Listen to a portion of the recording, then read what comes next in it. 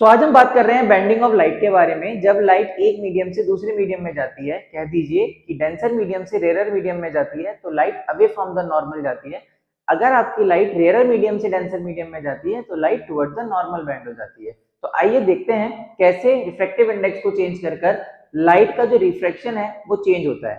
तो सबसे पहले हमारे पास यहाँ पर एयर है, यहाँ पर हमारे पास एयर है। अगर मैं लाइट को भेजता हूँ तो वो सीधा सीधा निकल जाती है, लेकिन अगर मैं नीचे मीडियम चेंज करूंगा, अगर मैं यहाँ पे नॉर्मल ड्रॉ करता हूँ और मैं यहाँ पे धीरे धीरे एंगल्स को चेंज होते हुए देखूंगा जब हम रिफ्रैक्टिव इंडेक्स को बढ़ाएंगे, तो ध्यान से इधर देखिएगा, जैसे जैसे मैं एयर से वाटर की तरफ शिफ्ट करूंगा रिफ्रैक्टिव इंडेक्स को, जैसे ही मैं धीरे धीरे रिफ्रैक्टिव इंडेक्स को चेंज कर रहा हूँ, आप ध्यान से देखिएगा कि ये एंगल धीरे धीरे क्या हो रहा है, ये जो लाइट है ये किधर की तरफ बेंड हो रही है, टुवर्ड्स द नॉर्मल बेंड हो रही है। आप ध्यान से नोटिस करिए, जैसे जैसे रिफ्रैक्टिव इंडेक्स इंक्रीज हो रहा है, 1 से 1.08 हुआ है, 1.1 हुआ है, 1.2 भी होगा और वाटर की तरफ यानी 1.33 की तरफ जाएगा, तो हम नोटिस करेंगे ये जो लाइट है ये बेंड हो रही है किधर की तरफ, टुवर्ड्स द नॉर्मल की तरफ हो रही है। ये एंगल 45 डिग्री से 35.6, 35.2, 34, 34.2, 33 की तरफ बेंड हो रहा है। और जैसे जैसे ये रिफ्रैक्टिव इंडेक्स वाटर के रिफ्रैक्टिव इंडेक्स को मैच करेगा, जैसे कि ये करा 1.33,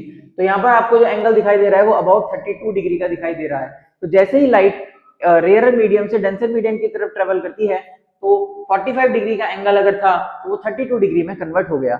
as we increase the refractive index further and we goes to the glass, light will bend up to 28 degree. तो 28 डिग्री तक आपकी जो होती है लाइट वो शिफ्ट हो सकती है। अब इससे पता चलता है कि लाइट आपकी जब रेयर मीडियम से डेंसर मीडियम की तरफ आती है तो it bend towards the normal. अगर मैं इसका रिवर्स कर दूं कि नीचे हमारे पास मैं ले लेता हूं एयर और ऊपर मैं ले लेता हूं अपने पास वाटर, तो आपको देखने के लिए मिलेगा कि लाइट 45 डिग्री पर एंटर कर रही है फ्रॉम वाटर टू एयर, तो यहाँ पर आपका जो एंगल बन रहा है वो 70.4 यानी अवे फ्रॉम द नॉर्मल आपकी लाइट जाती हुई दिखाई दे रही है। तो इस तरह से आपको पता चलता है कि when the light goes from denser medium to the rare medium it goes away from the normal. और अगर मैं इससे ज्यादा ही कुछ रिफ्रैक्टिव इंडेक्स ले लेता हूं, लाइक मैं अगर यहाँ पे ले लेता हूँ ग्लास, तो हो सकता है वो रिफ्लेक्शन हो ही ना और it will bend, it will reflect back into the same medium, वो सेम मीडियम की तरफ अंदर की तरफ भी वापस चली जाएगी सेम एंगल बनाते हुए। अच्छा, तो आपने देखा होगा कि लाइट जब ट्रेवल करती है from one medium to another medium तो वो बेंड होती है टुवर्ड्स द नॉर्मल और अवे फ्रॉम द नॉर्मल। इसके पीछे का कारण होता है उसकी स्पीड। तो जैसे आप नोटिस करेंगे कि अगर हमारे पास यहाँ पर एयर है और नीचे भी एयर है तब तो वो बेंड नहीं होती है, लेकिन एयर की जगह अगर हम ग्लास ले लेते हैं तो वो बेंड हो गई किधर की तरफ, टुवर्ड्स द नॉर्मल की तरफ। बट अगर हम इसकी स्पीड को चेक करते हैं तो यहाँ पर हमारे पास जो स्पीड है वो है speed of light which is equal to 1c, which is equals to 1c। c मतलब speed of light which is equal to 3 into 10 की पावर 8 मीटर पर सेकंड। तो यहाँ पर हमारे पास c हो गया। लेकिन जैसे ही हम वापस आते हैं इसको ग्लास में लेकर, तो ग्लास में अगर हम इसकी रे को इसकी स्पीड चेक करते हैं तो स्पीड आ रही है 0.67 ऑफ c, मतलब वो 1 से डिक्रीज होकर 0.67 तक आ गई है। इसका मतलब इसकी जो स्पीड है वो कम हो गई है। तो जैसे ही हमारी लाइट एंटर करती है इनटू द डेंसर मीडियम, उसकी स्पीड क्या हो जाती है, कम हो जाती है, जिसकी वजह से वो बेंड हो जाती है टुवर्ड्स द नॉर्मल।